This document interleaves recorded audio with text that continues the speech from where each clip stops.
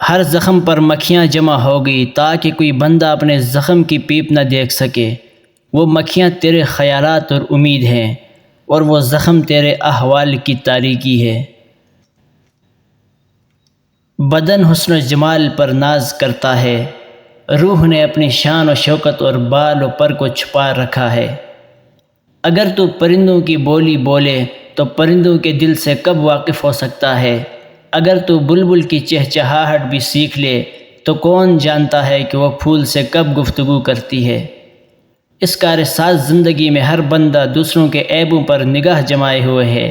اے بے وقوف انسان، کبھی اپنے گریباں میں جھانک اور اپنے عیبوں پر غور کر، تجھے اپنا اندر دوسروں سے زیادہ داغدار ملے گا۔ اللہ کا شکر ہے کہ اس نے ہمیں بعد کے لوگوں میں پیدا کیا، اور ہم نے ان سزاؤں کے بارے میں سن لیا جو ہم سے پہلے لوگوں کو دی گئی۔ نہر کا پانی اپنے گوہر کو خود صاف نہیں کر سکتا، اسی طرح انسان کا علم نفس کی جہالت کو صاف نہیں کر سکتا۔ عقل مند عاقل انسان تکبر اور مستی اپنے دماغ سے نکال دیتا ہے جب وہ فرعون اور قوم عاد کا قصہ سنتا ہے۔ تو کہتا ہے کہ خدا تجھے یوں ہی بخش دے گا، تو اس کو شیطان کا ایک فریب سمجھ، جس نے تجھے بجا آوری اعمال سے غافل کرنے کے لیے یہ الٹی سجا رکھی ہے۔ جب تک اپنا عیب زائل نہ ہو جائے، دوسرے کے عیب پر انگلی اٹھانا ناانصافی ہے۔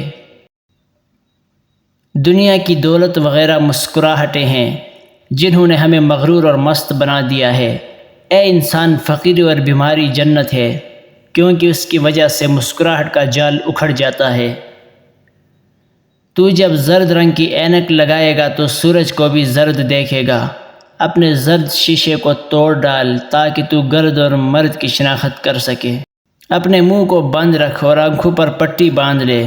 اے منہ، تو دوزخ کا دہانہ ہے، اور اے دنیا، تو برزخ کی طرح ہے۔ لالچ کو تھام کر تو قارون کی طرح امیر تو بن جائے گا، آخر قبرستان میں جائے گا۔ انوار الہی کا علم اولیاء کے دلوں میں ہے، اور کوئی دل ان کے دلوں سے براہ راست حاصل کر سکتا ہے، بات چیت یا کتاب پڑھنے سے نہیں۔